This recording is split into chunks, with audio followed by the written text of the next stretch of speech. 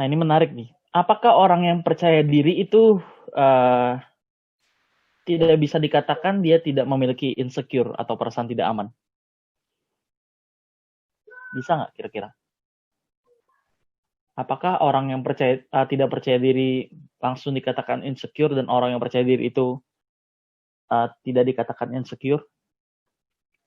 Ternyata belum tentu ya. Nah, nanti akan kita bahas. Nah, kita bahas dari definisinya dulu deh, insecure itu apa. Baru nanti kita masuk ke apa sih kebenaran yang mau dibagikan. Saya rasa semua orang pernah insecure. Kalau ada orang yang mengaku tidak pernah insecure, itu karena dia nggak ngerti arti insecure. Kenapa? Sejak kejatuhan manusia pertama ya, Adam dan Hawa, kan Adam dan Hawa punya anak ya, Kain dan Habel. Kisah insecure yang paling jelas yang tertulis pertama kali di Alkitab itu adalah kisah Kain dan Habel ya. Kain itu kakaknya, Habel itu adiknya. Seharusnya sebagai seorang kakak,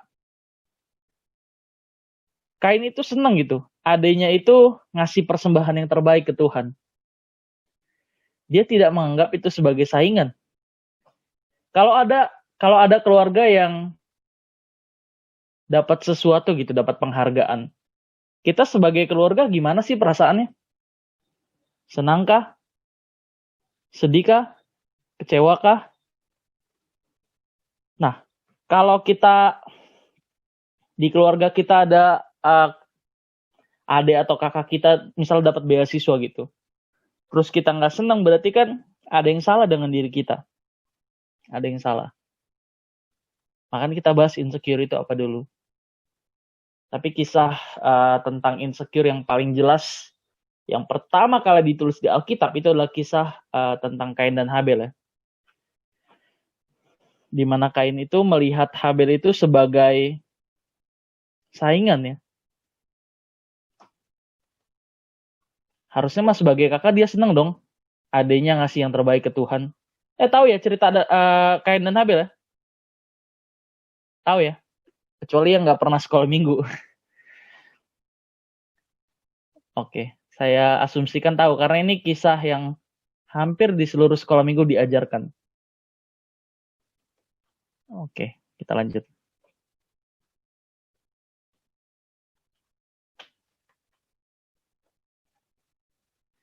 Ini kalau laptop saya mati sendiri, mohon maklum ya. Laptop saya belakangan ini lagi rada-rada nih. Oke, kita lanjut. Sesekali merasakan rasa cemas atau ketakutan itu merupakan hal yang wajar dan normal kok. Kalau itu terjadi ya. Khususnya dalam kehidupan kita sehari-hari. Cemas, ketakutan itu kan bagian dari emosi ya. Bagian dari emosi. Jadi kalau ada istilah emosi negatif, emosi positif, itu sebetulnya kurang tepat ya. Nggak ada emosi positif, nggak ada emosi negatif. Apakah kita bisa bilang marah itu salah? Anak Tuhan nggak boleh berantem, anak Tuhan nggak boleh marah. Kata siapa? Amsal bilang, besi menajamkan besi, manusia menajamkan sesamanya. Di Alkitab juga ditulis cara konfrontasi, cara menegur. Tegur di bawah 4 mata, ajak seorang saksi, baru bawa 2 orang saksi, baru kalau udah nggak bisa, tegur depan jemaat. Nah ini kan konflik ya. Jadi saya kurang setuju kalau ada orang yang bilang emosi negatif, emosi positif. Kurang tepat. Yang benar adalah penempatan emosinya yang salah. Emosi yang baik dan emosi yang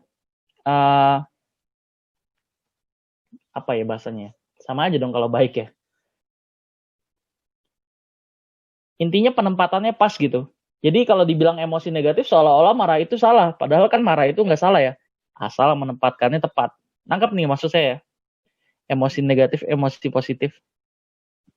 Oke. Nah, namun sebaiknya perhatikan kondisi kesehatan mental kita jika kita terus-menerus merasa cemas dengan diri kita sendiri atau lingkungan sekitar diri kita.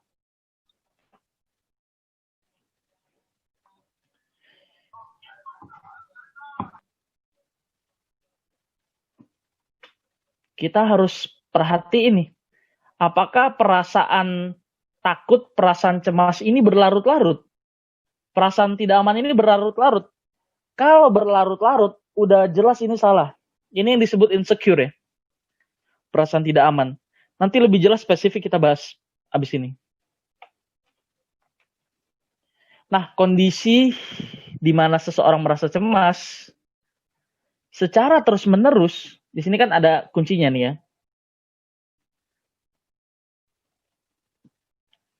Perhatikan kondisi kesehatan mental jika kita terus-menerus merasa cemas, kuncinya terus-menerus nih. Dengan diri sendiri atau lingkungan sekitar kita. Jadi ini maksudnya apakah? Maksudnya internal diri kita dan eksternal. Nah, ini disebut sebagai insecure. Kondisi ini bisa menandakan seseorang sedang mengalami insecure. Kondisi insecure merupakan salah satu kondisi mental ketika seseorang merasa cemas dan takut secara berlebihan. Secara berlebihan. Sehingga seseorang melakukan sesuatu dengan berhati-hati. Orang yang insecure, nih kurang satu huruf ya, biasanya sering menaruh curiga pada orang lain maupun lingkungan sekitarnya.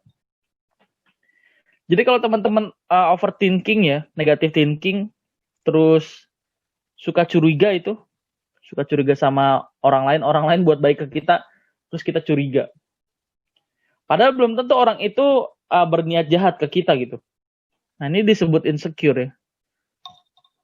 Menaruh curiga. Oke, kita masuk ke definisi nih. Apa sih itu yang dimaksud dengan insecure ya? Insecure atau bisa dikatakan sebagai perasaan tidak aman yang mungkin saja kita pernah alami. Ketidakamanan atau insecurity ini bisa terjadi saat kita merasa malu, merasa bersalah, terus kekurangan, kita ngerasa kurang, atau bahkan kita tidak mampu. Nah, ketika berhadapan dengan situasi-situasi ini, misalnya kita ngerasa malu, kita tanya dong sama diri kita kenapa malu? Kita selalu ngerasa bersalah gitu. Kita tanya sama diri kita, kenapa? Terus kita selalu ngerasa kurang, tanya dong sama dirinya, kenapa? Atau ngerasa tidak mampu, akhirnya menjadi minder ya. Tanya dong kenapa. Nah, ini penyebab-penyebab insecure ya. Perasaan tidak aman. Misalnya di satu kelas, dia itu anak yang paling pinter ya. Atau di kampus dia anak yang paling pinter. Terus datang nih anak baru. Anak baru ini ternyata lebih pinter. Nah, ini kasus juga nih. Saya itu ngajar remaja ya. Jadi ada remaja yang baru sama remaja yang lama. Maksudnya remaja baru, remaja lama itu orang-orang yang udah lama yang saya ajar. Nah, ini saya sebut remaja lama. Remaja baru bukan remaja masjid ya. Remaja lama, remaja baru. Kalau remaja baru ini yang baru datang, anak baru. Nah, ternyata anak baru ini pinter sekali gitu. Cuma baru diajarin beberapa minggu, dia bahkan lebih menguasai konsep yang saya ajarkan daripada orang-orang yang udah lama yang saya ajar. Dan akhirnya orang-orang yang udah lama ini dia ngerasa kayak disaingin gitu. Dia ngerasa kayak nggak diperhatiin lagi. Kan biasanya kalau anak paling pintar kan jadi pusat perhatian ya. Jadi pusat perhatian. Akhirnya si anak yang baru ini nggak disukain gitu. Nggak disukain. Saya juga nggak ngerti kenapa nggak disukain. Tapi yang jelas kita bisa tahu dia tuh dijauhin karena dia itu lebih pintar gitu. Lebih pintar. Ini yang saya tangkap sih, ini yang saya tangkap.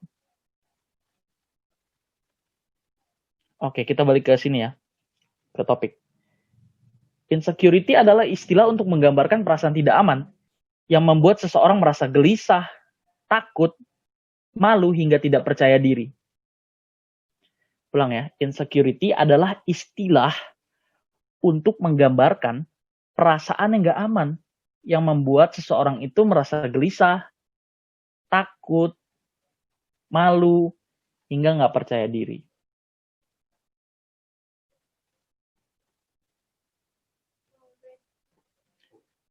Sebentar ya, adik saya manggil.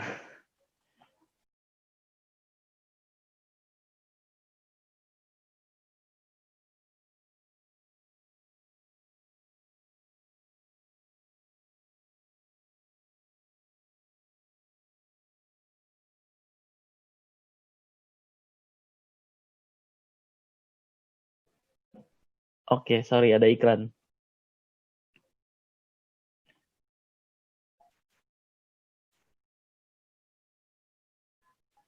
Nah, tanda-tanda seseorang yang mengalami insecure. Orang yang mengalami insecure umumnya tidak menyadari bahwa dirinya merasa insecure. Ini yang disebut blind spot ya. Blind spot. Maksudnya blind spot itu apa, Kak? Titik buta ya. Titik buta. Orang yang ngerasa dirinya minder belum tentu loh. Orang yang minder belum tentu loh ngerasa dirinya minder. Orang yang sombong sebaliknya belum tentu ngerasa dirinya sombong. Nah, ini disebut blind spot ya. Nah, sebaiknya kita mengenali tanda-tanda yang terjadi ketika seseorang mengalami insecure. Udah pasti yang jelas itu pertama itu dia merasa rendah diri. Merasa rendah diri.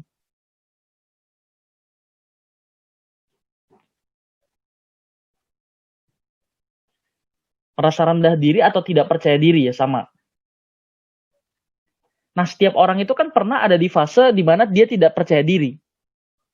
Maksudnya gimana? Ini insecure ini terjadi atau bisa juga kelima-limanya ini terjadi karena dalam arti proses belajar. Nangkap nggak nih? Dalam belajar kan kita nggak langsung bisa. Kita nggak langsung bisa jago kan? Nggak langsung hebat kan? Nah, kadang pada saat kita belajar terus kita ngelihat orang yang udah jago gitu. Kita ngerasa minder gitu. Kita ngerasa, aduh kayaknya gue nggak bisa deh. Kok dia jago ya? Padahal orang yang dia bandingin sama dirinya itu, dia misalnya contoh deh. Misalnya main musik, main gitar ya. Dia ngeliat ada orang jago main gitar banget. Terus dia ngebandingin sama dirinya yang baru belajar main gitar. Pasti minder dong. Minder pada saat ketemu. Giliran disuruh mainin gitar di depan si orang yang udah jago ini, pasti dia malu gitu. Enggak lah, gue belum jago, gue belum ada apa-apanya. Nah, ini kan terjadi karena dalam proses belajar ya. Padahal yang namanya juga baru belajar kan nggak langsung bisa. Nggak langsung bisa. Nah, gimana cara ngelawannya tuh, Kak? Cara ngelawannya ya terus belajar. Karena ini terjadi di dalam proses belajar, cara melawannya adalah terus belajar. Terus yang kedua, biasanya mengalami takut yang berlebih ya. Yaitu takut ya. Terus yang ketiga itu nggak mau keluar dari zona nyaman. Ini saya pakai bahasa yang sering dipakai orang-orang sekitar ya.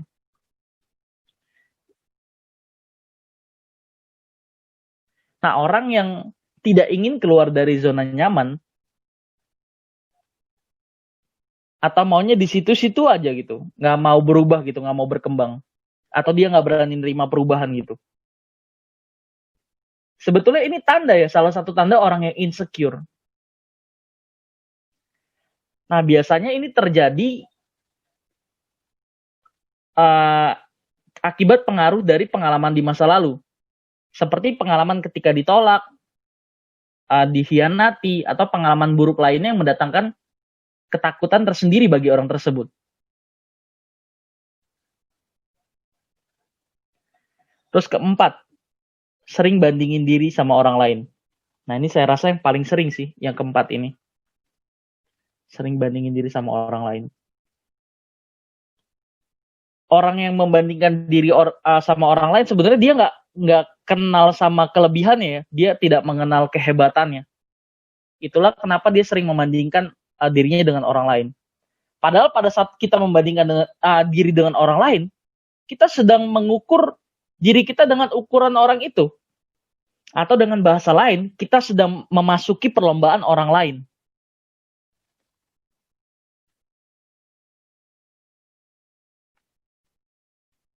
Sebetulnya dengan membandingkan diri dengan orang lain, ini akan menambah tingkat ketidakpercayaan diri kita sendiri.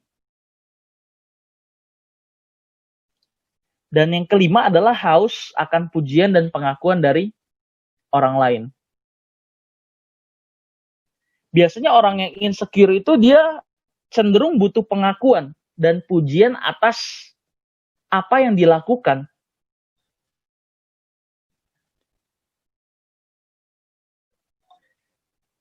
Misalnya sederhananya deh, kalau kalian posting sesuatu di medsos gitu, kalian baru posting beberapa menit, terus kalian buka lagi medsos kalian buat ngecek udah berapa orang sih yang like. Dan ini terus-terusan gitu. Terus ditutup lagi medsosnya, terus beberapa menit lagi dicek lagi. Nah, ini kan hal-hal simpel ya. Jadi lima hal ini kalau kita ngalamin, sebetulnya kita sedang mengalami insecure ya, atau perasaan gak aman.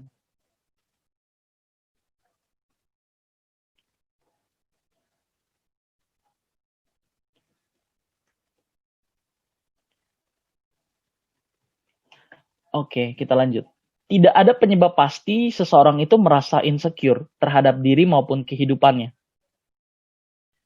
Ada beberapa faktor yang menyebabkan seseorang selalu merasa insecure atau nggak aman sama dirinya.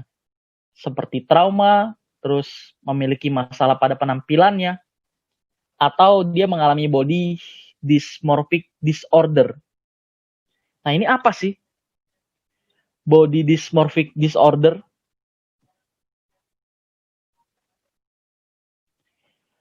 Body dysmorphic disorder ini sebetulnya gangguan mental yang ditandai dengan gejala berupa rasa cemas berlebih terhadap kelemahan atau kekurangan dari penampilan fisik diri sendiri.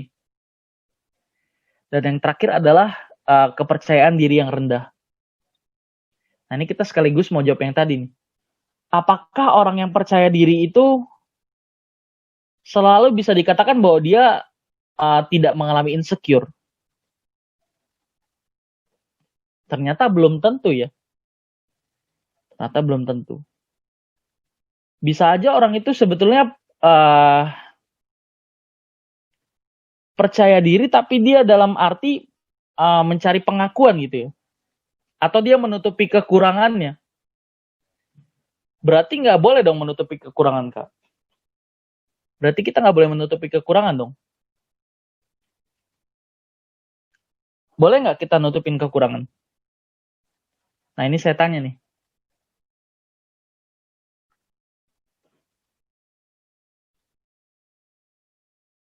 Boleh nggak sih kita nutupin kekurangan? Oke, coba saya tanya ya. Saya acak aja nih tanyanya ya. Rahel deh. Menurut Rahel, boleh nggak sih kita menutupi kekurangan?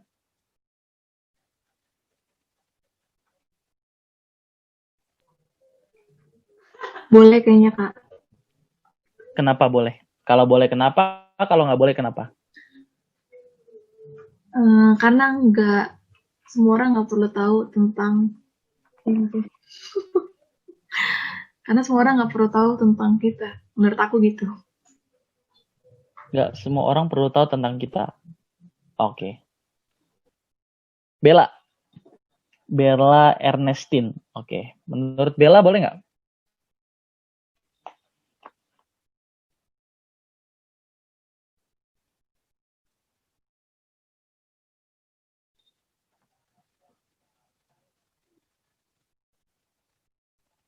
Ada Bella?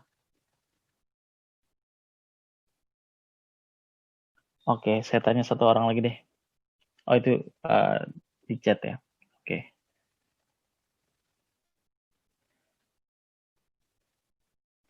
Oh iya, oke. Sorry.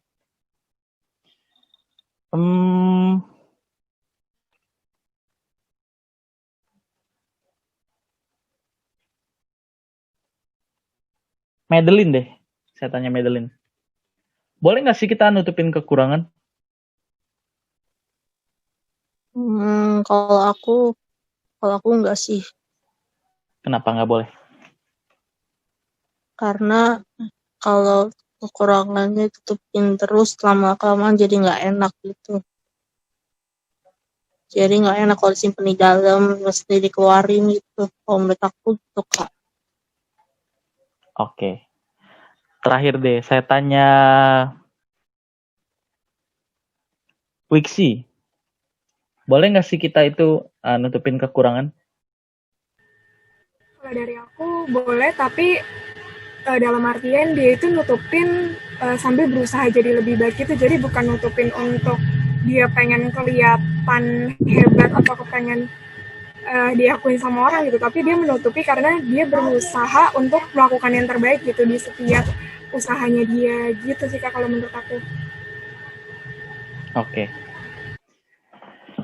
Jadi boleh nggak Kak kita nutupin kekurangan? Terus apa sih yang dimaksud dengan menjadi apa adanya?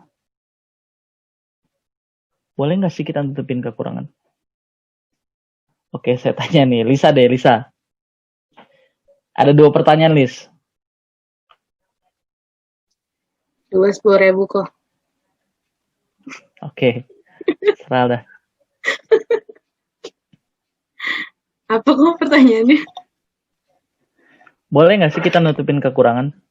Terus apa yang dimaksud dengan menjadi apa adanya?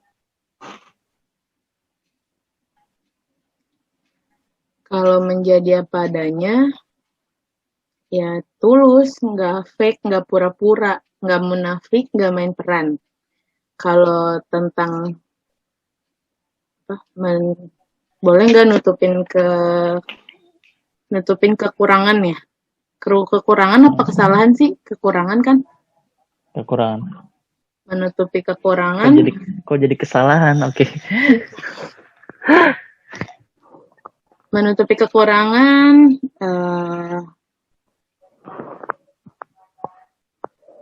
ada contohnya nggak kok?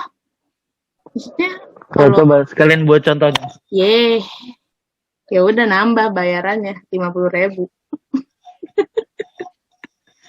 Baru tahu saya dibayar. Oke. Oke, apa Lis? Boleh nggak? Ini sebetulnya dari judulnya aja udah ketahuan ini jawabannya. Ini saya sengaja memasang pertanyaan yang sedikit menjebak ya. Tunggu. Kalau dari judulnya udah ketahuan, berarti itu clue-nya. Tunggu ya, aku mikir dulu kok. Aku disuruh mikir mulu sama Kodet, capek. Tunggu ya. Boleh nggak nutupin kekurangan? Bukan boleh nggak boleh sih kok. Terus? Ya, kalau nggak ada yang perlu diumbar, kenapa harus ditutupin? Ya nggak sih? Jawaban macam apa itu? Oke lah. Ya udah, oke. Iya aja biar cepet ya. Oke. Boleh nggak Kak? Dari judulnya sebelum udah ketahuan. Orang yang insecure itu orang yang ngerasa nggak aman.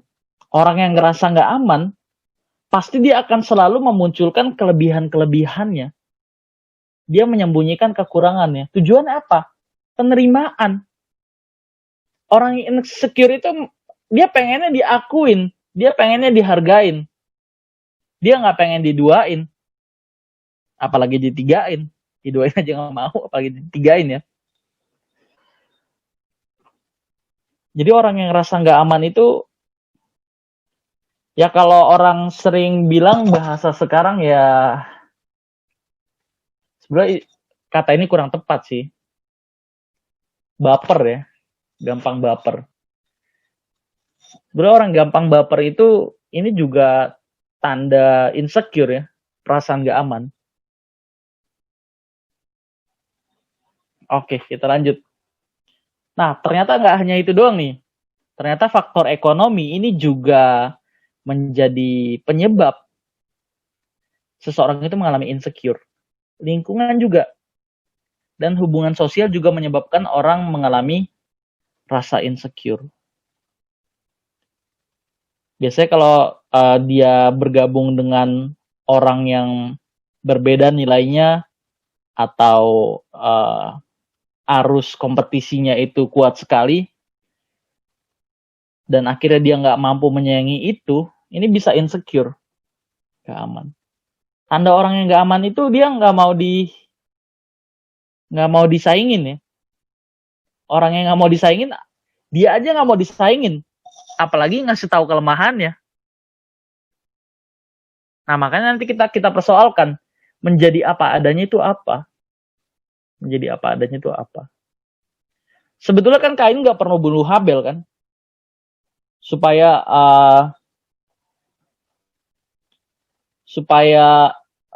persembahannya itu lebih diterima sama Tuhan, kan nggak perlu kan? Nggak perlu.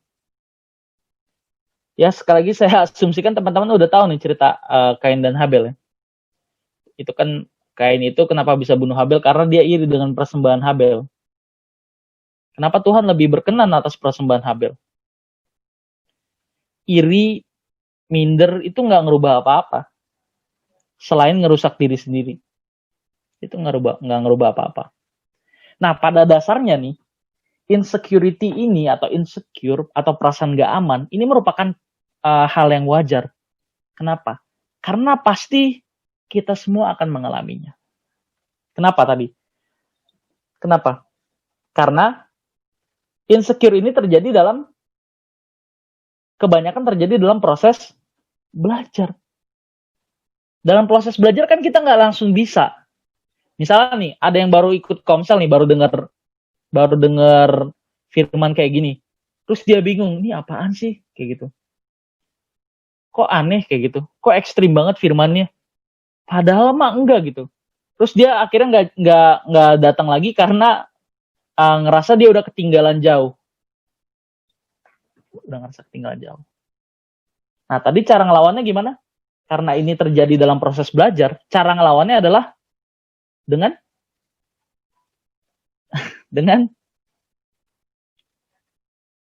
apa? Dengan apa akan ku balas? Dengan apa? Ini pada di chat ya, saya bukannya ribet tau gak? Di laptop.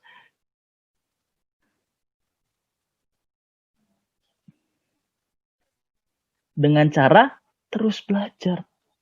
Good, terus belajar. Tapi jangan kejebak gitu. Jangan kejebak. Oh, nanti deh. Tolong ingetin saya dengan kata-kata ini, jangan kejebak sama diri sendiri. Jangan kejebak sama diri sendiri. Nanti itu di terakhir. Sekali lagi, insecurity itu wajar ya, wajar. Kita semua pasti ngalaminnya.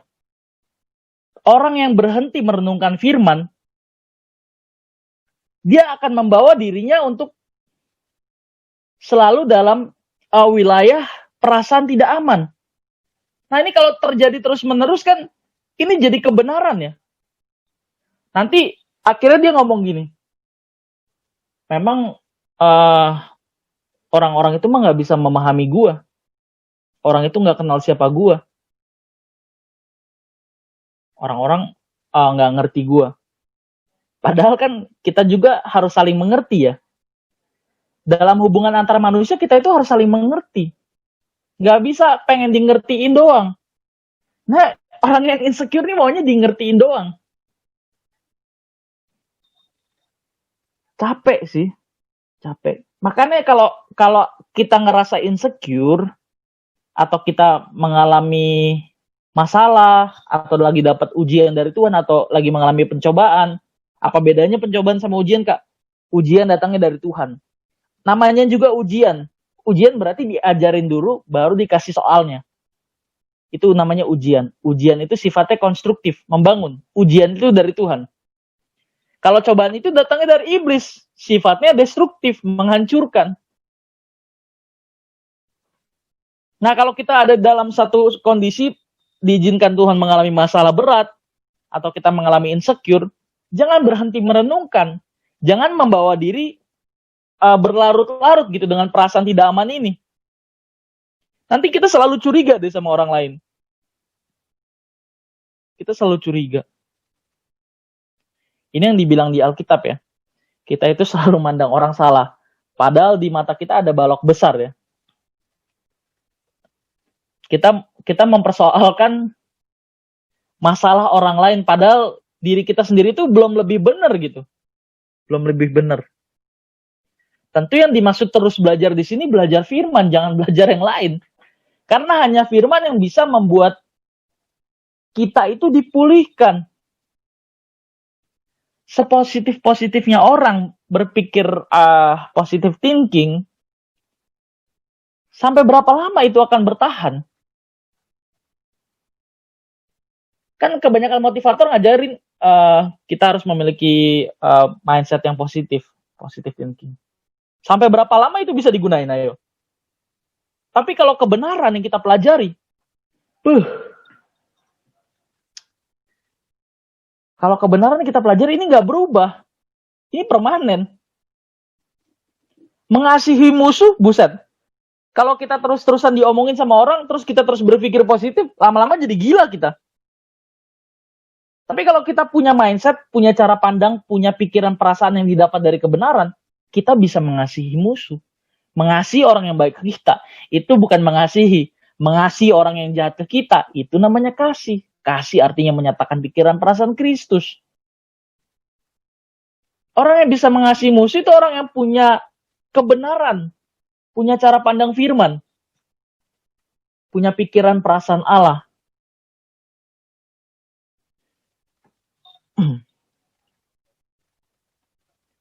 Sekali lagi ya, kalau ini dibiarkan, perasaan ini bisa jadi masalah besar. Ada orang yang mendem, diem, tapi nyimpen. Ini mah sama aja ngumpulin jadi bom waktu ya. Kelihatan, oh gila ya dia kok bisa sabar ya. Hebat ya dia bisa sabar ya. Padahal dia nggak sabar tahu, dia nyimpen. Ini khususnya buat kaum perempuan, kaum Hawa, tolong bertobat. Kaum Hawa itu kan cara berpikirnya present and past. Kalau berantem harusnya berantem satu tema jadi 10 tema. Misalnya berantem soal nggak boleh taruh sendal di luar, taruhnya di dalam. Masalahnya satu kan, topiknya satu kan, tapi yang dibahas 10.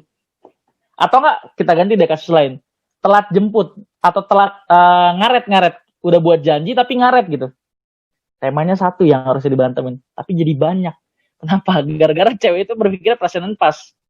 Lu telat ya, dasar nggak tahu diri lu. Utang lu aja belum gue balik. Utang yang kemarin aja lu belum balikin. Bla bla bla bla. Pusing udah. Capek deh. Bukan jadi penolong malah jadi perongrong. Bukan ngingetin kebenaran, ngingetin kesalahan. Nah ini bahayanya. Tolong yang punya dendam, belajar firman supaya bisa ngampunin. Tolong yang gak sabaran belajar firman supaya punya stok sabar. Tolong yang negatif thinking belajar kebenaran supaya cara pandangnya dirubah. Bukan lagi mikirin kesalahan tapi mikirin kebenaran. Maunya Tuhan apa sih atas masalah ini? Nah ini keren baru.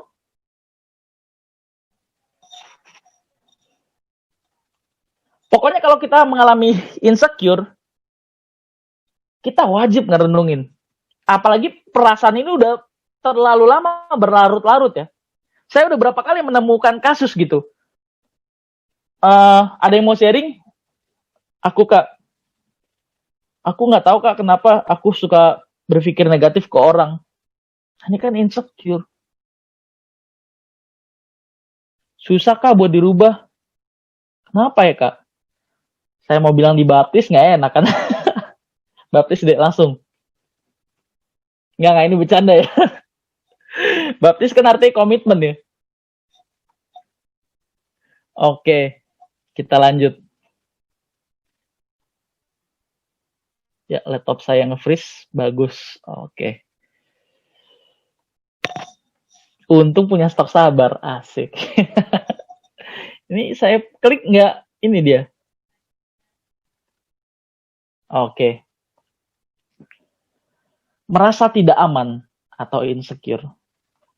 Oh ya, ada yang mau nanya dulu nggak sampai sini?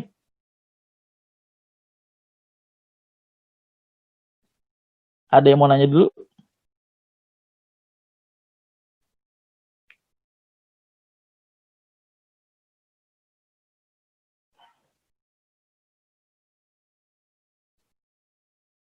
Belum? Oke, kita lanjut. Nih, oke. Ini waktu saya berapa menit lagi ya? Takutnya kelamaan nih. Kalau misalnya itu, kita lanjut part 2 aja. Yang penting pesannya nyampe ya. Pesannya nyampe. Saya nggak mau diburu-buru sama waktu. Nanti tolong kasih tahu list ya. Kalau udah 10 menit, kalau udah 5 menit, dikasih tahu. Oke, kita lanjut. Perasaan tidak aman atau insecure ini bisa diwujudkan dalam banyak hal. Misalnya, butuh pengakuan. Nah, ini ciri-ciri orang yang insecure nih. Perasaan gak aman. Dia baru ngerasa aman kalau dia diakuin. Dia baru ngerasa aman kalau dia didengerin. Makanya bicaranya suka kadang berlebihan ya.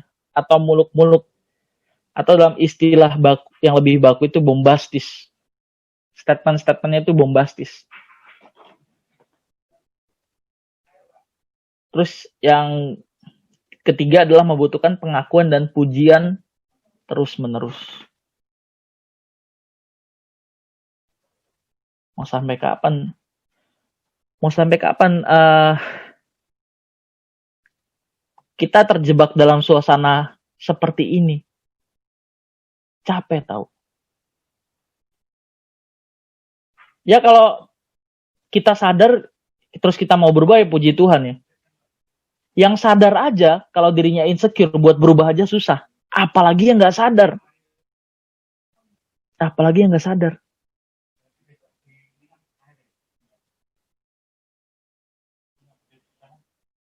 Akibat perasaan tidak aman terhadap diri sendiri ini membuat seseorang itu terlalu memperhatikan kata orang tentang dirinya. Nah ini, dia itu bergantung dengan perkataan orang. Kenapa bergantung dengan perkataan orang? Kalau dia ngikutin perkataan orang lain, dia baru diakuin, dia baru dipuji. Pokoknya standarnya ya penilaian orang lah.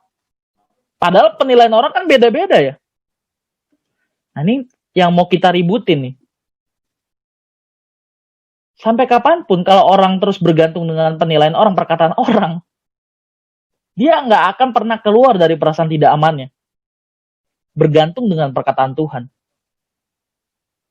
Dengan perkataan Tuhan. Mau kita diomongin bagaimanapun, kita bisa tahu nih, ini yang Tuhan mau, ini yang Tuhan nggak mau. Makanya ini ayat terkenal sekali ya, kata bertobat dalam perjanjian baru itu metanoia ya, Roma 12 ayat 2. Bukan berbalik. Perubahan pola pikir, perubahan cara berpikir. Supaya apa? Supaya pikirannya dirubah, perasaannya dirubah, dan tindakannya berubah. Pikiran mempengaruhi perasaan, perasaan mempengaruhi tindakan. Ini rumusnya. Apa yang kita lihat, apa yang kita dengar menentukan apa yang kita pikirkan. Apa yang kita pikirkan menentukan apa yang kita rasakan. Apa yang kita rasakan menentukan apa yang kita lakukan.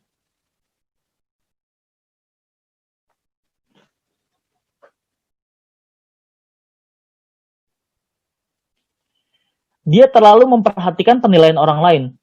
Padahal penilaian orang lain sangatlah berbeda-beda. Kalau ada 10 orang yang menilai kita, terus kita mau ngikutin 10-10-nya, yang beda semuanya, untuk bisa diakui. Ini kan kecenderungan manusia berdosa ya, mencari pujian yang sia-sia. Kecenderungan kita ya, baik disadari ataupun tidak disadari. Orang yang sadar dirinya salah dan mau berubah aja susah untuk berubah. Apalagi yang nggak sadar dirinya salah. Kan bertobat itu metanoia ya. Sebelum metanoia itu harus metamelomai dulu. Metamelomai itu apa, Kak? Metamelomai itu adalah menyesal ya. Bertobat dalam arti penyesalan. Tapi kalau bertobat hanya sekedar penyesalan, dan dia tidak berusaha untuk merubah diri dengan mengubah pikiran perasaannya dengan kebenaran, ya nggak akan terjadi pertobatan. Biasanya kalau orang buat salah, tahu dirinya salah, dia apa? Nyesel kan? Nah ini orang yang normal ya, pada umumnya ya. Kalau orang buat salah terus dia ngerasa diri salah, tapi dia nggak merasa bersalah, wah ini error udah. Perasaannya error nih. Tapi kalau orang tahu dirinya salah, dan dia menyakiti orang lain, biasanya dia apa yang dilakuin? Nyesel. Gue mau berubah Tuhan. Nangis ya kan? Nih kebanyakan kita kan nangis ya. Iya apa enggak nih? Yang senyum amin nih. Kebanyakan kita kan nangis, nyesel gitu. Tuhan saya nggak mau gitu lagi. Tuhan saya nggak mau buat hal yang mendukakan Tuhan lagi. Nah, pokoknya banyak lah bahasanya. Tapi buat lagi. Kenapa? Karena ininya nggak berusaha dirubah pikiran perasaannya. Ya selamanya dia nggak akan memiliki pertobatan. Ingat bertobat itu metanoia. Perubahan pola pikir yang berdampak pada cara hidup. Oke. Kepada jemaat di Galatia, Paulus itu mengatakan, kita buka deh Galatia 1 ayat 10. Siapa nih mau share screen? Oke, bentar Bang.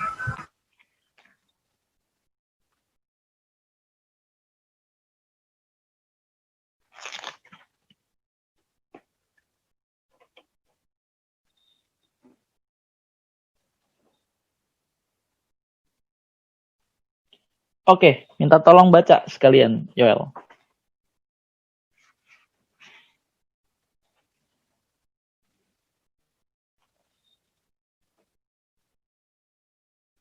Ya, sekalian dibaca. Galatia 1 ayat 10. Jadi bagaimana sekarang? Adakah ku cari kesukaan manusia atau kesukaan Allah? Adakah ku coba berkenan kepada manusia? Sekiranya aku masih mau mencoba berkenan kepada manusia, maka aku bukanlah hamba Kristus.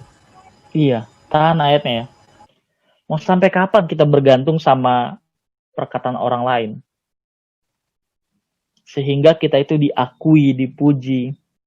Mau sampai kapan? Ayat ini jelas saya bilang.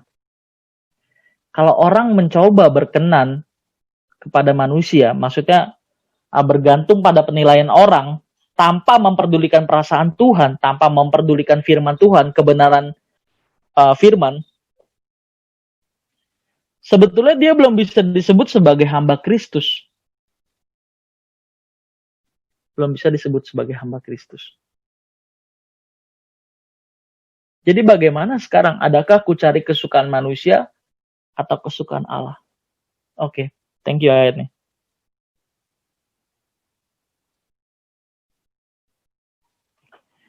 Kita harus menyadari sejak manusia jatuh ke dalam dosa, memang ada bagian yang hilang dari diri manusia.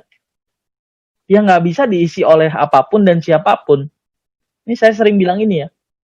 Makanya kenapa manusia nggak pernah puas? Ada nggak orang kaya yang nggak bahagia? Banyak. Ada nggak orang yang terkenal nggak bahagia? Banyak. Banyak yang bunuh diri malah. Oke, kita tambahin deh. Banyak nggak orang yang kaya, terus terkenal, tapi hidupnya nggak bahagia? Banyak. Tapi ada nggak orang yang nggak punya apa-apa, tapi dia bisa hidup bahagia? Nah, ini yang sedikit. Ini yang sedikit. Bukan berarti kita nggak boleh kaya ya. Kita harus kaya untuk kerajaan Allah. Untuk membantu pelayanan kita harus kaya. Harus maksimal.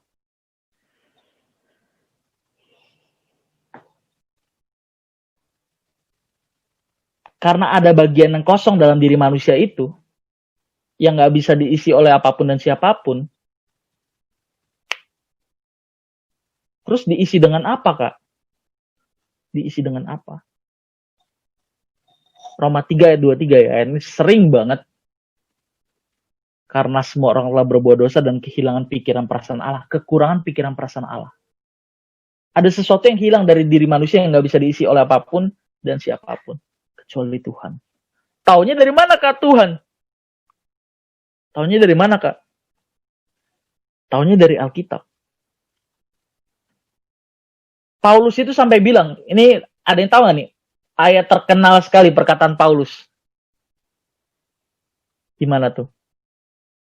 Saya kasih clue, Filipi. Saya tambahin 1. Ayat berapa tuh? Ayat 21 kelamaan. Karena bagiku hidup adalah Kristus dan mati adalah keuntungan. Keuntungan, men. Kok mati bagi Kristus keuntungan? Nah, ini nggak bisa dijawab sebentar. Ini nanti kalau teman-teman rajin ikut komsel bakalan kejawab kok pertanyaan-pertanyaan kayak gini.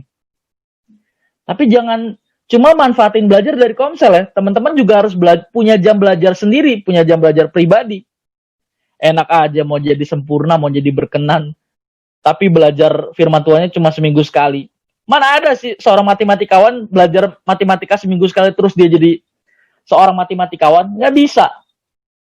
Mana ada olahragawan latihan cuma seminggu sekali udah gitu 2 jam doang lagi. Mana ada. Apalagi mau jadi sempurna.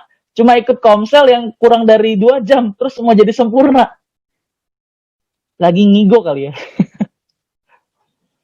Oke, ini bukan bermaksud ngeremehin perjuangan teman-teman ya, tapi ini kenyataan yang harus diterima ya, bahwa untuk jadi sempurna itu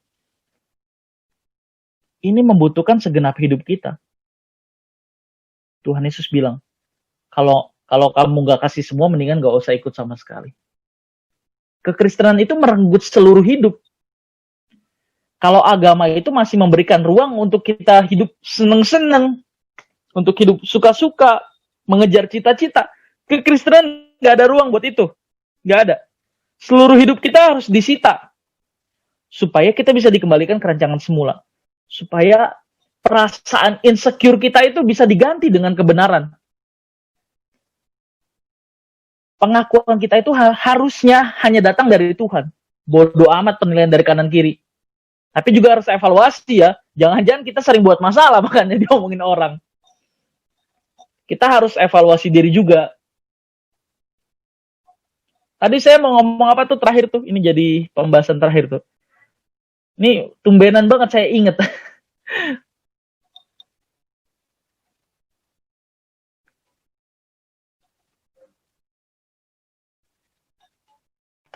Nah loh.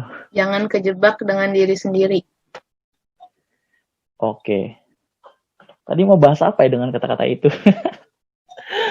Jangan kejebak sama diri sendiri. Oke, tunggu.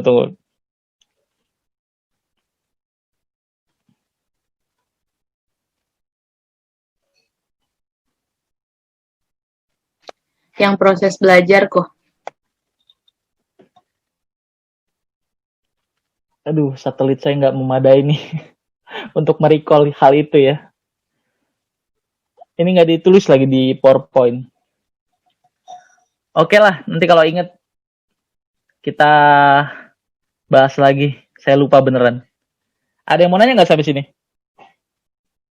Beneran kan lupa ya. Harus tadi kenapa saya nggak langsung bahas? Saya mau taruh di akhir supaya jadi kesimpulan gitu, supaya pas gitu. Tapi ternyata lupa. Ini pelajaran sih. Kais juga sering bilang ya, kalau kamu dapat pengertian, itu langsung ditulis deh. Nah, ini tadi saya nggak ditulis. Ya udah. Ada pertanyaan sampai sini?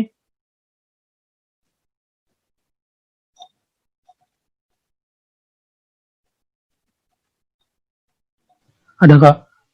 Ya. Michael ya benar ya? Michael Ya, Jeremia kan?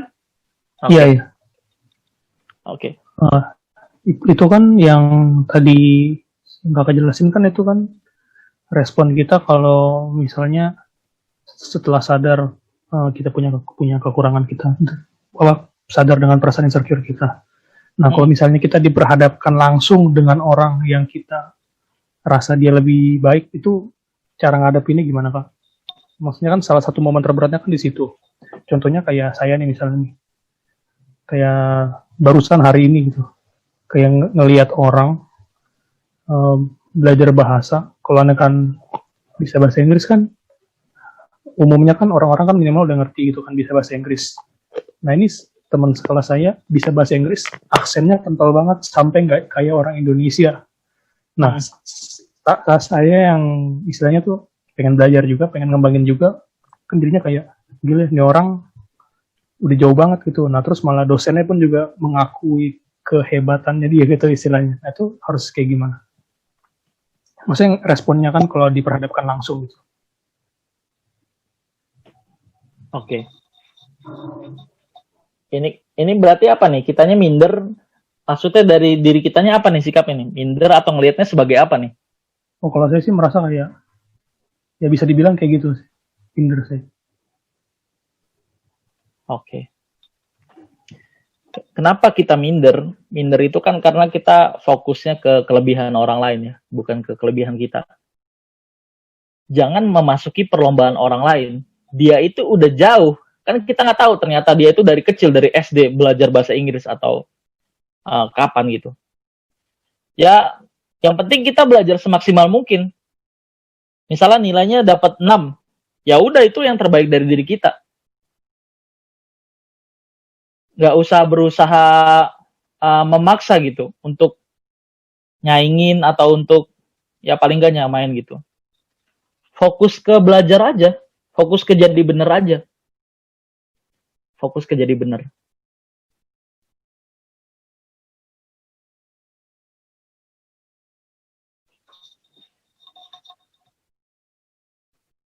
Itu kan contoh yang tadi ya, yang saya pakai juga tuh.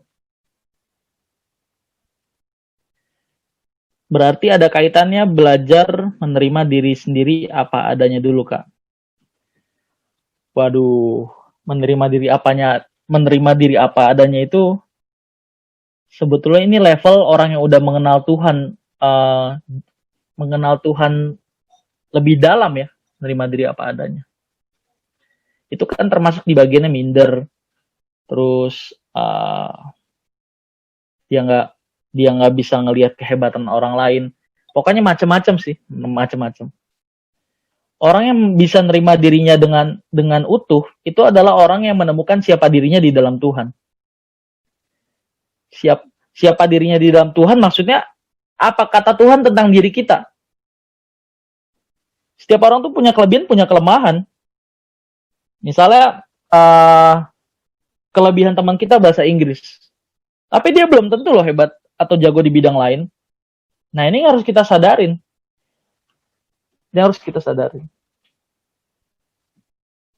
Yang penting fokus belajar benar, fokus jadi benar aja, dua itu. Jangan berusaha nyaingin. Motivasinya apa nih? Kalau bisa buat apa gitu? Buat dilihat orang lain kah? Saya rasa kalau orang itu sering merenungkan ya, dia itu nggak mikirin gitu. Dilihat orang atau enggak. Yang dia pikirin adalah bagaimana apa yang dia lakukan. Kalau di Korintus dibilang baik dia makan atau minum dan melakukan segala sesuatu, dia melakukannya untuk Tuhan. Kesadaran ini susah sekali loh dibawa ke lapangan. Kesadaran ini susah sekali. Saya kadang masih suka jatuh gitu. Masih suka jatuh di situ gitu. Aduh Tuhan, sorry Tuhan. Kok saya telat sadar gitu. Kan semua yang saya lakukan buat Tuhan. Misalnya saya nyantai-nyantai gitu, nyantai-nyantai dikit gitu. Aduh, ini kayaknya Tuhan gak seneng nih kalau saya kayak gini. Sebetulnya respon kita kan tergantung dari kebenaran apa yang kita pahamin. Kita nggak bisa sabar kalau kita nggak punya logos tentang sabar. Kita nggak bisa mengasihi kalau kita nggak punya logos tentang kasih. Tentu respon kita dari logos yang kita pelajarin ya. Logos. Saya nggak akan nyaranin teman-teman untuk berdoa. Tanya Tuhan, berdoa. Udah Kak, tapi nggak dijawab. Kurang lama. Udah lama Kak. Puasa. Udah puasa. Nggak dijawab juga. Nanti ada waktunya Tuhan akan menjawab. Segala sesuatu indah pada waktunya. Pret lah. Udah bosan saya sama jawaban begitu. Terus gimana Kak? Belajar firman. Supaya kita tahu cara ngeresponnya. Kalau orang nanya ke Tuhan terus. Aduh. Ini kayaknya nggak kenal Tuhan. Tuhan saya harus gimana? Terus udah melakukan sesuatu, udah beres. Ke hal lain, Tuhan, abis ini saya ngapain? Lah kayak nggak kenal Tuhan aja. Ibarat kayak kita tinggal serumah sama papa mama kita, tapi kita sering nanya, Papa sukanya apa? Mama sukanya apa? Terus kan adik saya nggak suka sambal. Marcel suka sambal nggak? Kayak gitu. Ini namanya nggak kenal, tahu? Namanya nggak kenal. Kalau orang kenal ya, pasti dia tahu apa yang saudara kita nggak suka, papa mama kita nggak suka. Nah makanya untuk tahu apa yang Tuhan suka dan apa yang Tuhan nggak suka, harus belajar kebenaran.